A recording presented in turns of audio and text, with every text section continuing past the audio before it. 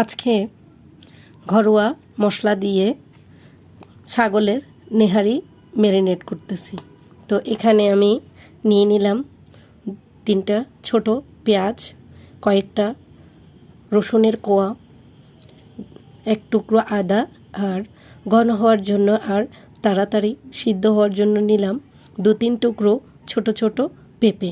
তো আমি আমার মতো করে পায়াটা ম্যারিনেট করতেছি।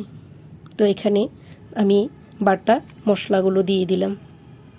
তো একটু সামান্য ঘরোয়া হাতে বানানো মশলাটা দিয়ে দিচ্ছি।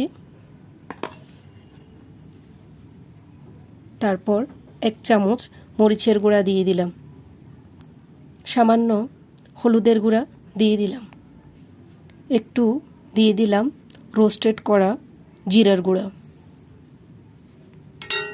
তো স্মেলটা চলে যাওয়ার জন্য 2 টুকরা লেবুর রস এখানে আমি ছিটিয়ে দিচ্ছি।